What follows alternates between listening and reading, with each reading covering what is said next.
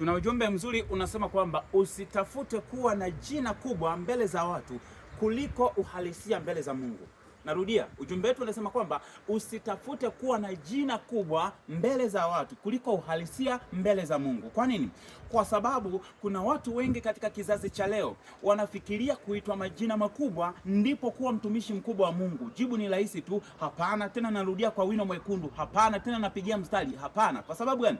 Kwa sababu kuitwa jina kubwa na wanadamu haimaanishi ndivyo unavyoitwa mbele za Mungu. Maandiko ya Mungu yanasema kwamba aliye mdogo katika ulimwengu huu ni mkubwa katika ufalme wa mbinguni, na aliye mkubwa katika ulimwengu huu ni mdogo sana katika ufalme wa mbinguni. Kwa sababu gani? Yule anayeonekana mkubwa katika ulimwengu huu, anayesifiwa, anayetafuta sifa katika ulimwengu huu, katika ufalme wa mbinguni hana nafasi, kwa sababu anatafuta yaliyo mapenzi ya wanadamu, anatafuta zilizo furaha za wanadamu kuliko yale mapenzi ya Mungu. Nitakupa mfano kidogo. Mpendwa, kama katika utumishi wako, kama katika huduma zako umekuwa ukitafuta jina kwa watu, umekuwa ukitafuta sifa kwa watu kama uhalisia mbele za Mungu si kama wanadamu wanavyokuita, unapoteza kazi. Kwa mfano, mtu leo hii amemaliza tu kusoma, ana kadigrii kidogo na Kiingereza kimetulia kidogo, anafungua ministry, anaanza mtume, nabii, nani, majina makubwa. Kwa nini usijiite tu hata mwalimu, usijiite tu hata mtumishi wa kawaida? Kwa nini ukimbilie majina makubwa? Sikukatazi kujiita majina makubwa. Ujumbe wangu ni kwamba unapojiita jina kubwa, hakikisha lina thadifu yaliyoko. Je, mbinguni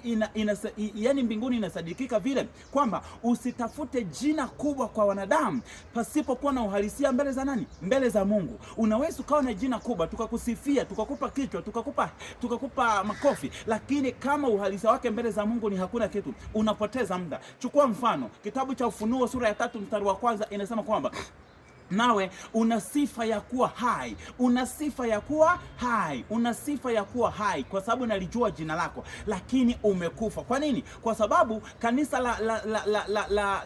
la Sardi ambapo malaika alikuwa akiliandikia huu ujumbe lilikuwa linajaribu kuweka sifa kubwa kwa nje, population kubwa ya watu, yani miundombinu mizuri kwa kanisa, lakini uhalisia wake kiroho limekufa. Ndio maana malaika anasema kwamba una jina, una sifa ya kuwa hai, lakini umekufa. Kwa hiyo na wewe mtumishi wa Mungu usifanye utumishi kwa kuangalia watu wakusifie, kwa kuangalia dunia ikusifu. Inaweza kukusifu dunia, lakini kama kwa Mungu hakuna uhalisia, unapoteza muda. Kwa mfano, tukiangalia mtu mwingine alikuwa akiitwa Goliati. Goliati walimsifia sana watu, lakini kumbe uhalisia wa kazi yake ulikuwa hamtukuzi Mungu. Alikufa vibaya sana na aliuawa na kitu kidogo sana. Kwa kama vile tunavyoona Goliati alikuja kuuawa na mtu mdogo sana aitwaye Daudi. Na wewe unataka ujifunze kwamba unapojipa sifa mbele za watu lakini uhalisia wake kwa Mungu haupo, ujue kwamba ukuteleza kwako ni padogo sana, kama vile Daudi alivyokuwa mdogo kumwangusha Goliati. Kwa chukua hii mpendwa, kwamba usitafute sifa kwa watu, tafuta kusifiwa na Mungu. Tafuta kusifiwa na Mungu mbele ya watu wote. Ajitukuze Mungu kama anavyosema, umemwona mtumishi wangu Ayubu, lakini sio kujitukuza wewe mbele za watu. Mtukuze Mungu naye atakutukuza mbele za watu. Asante, Mungu atubariki.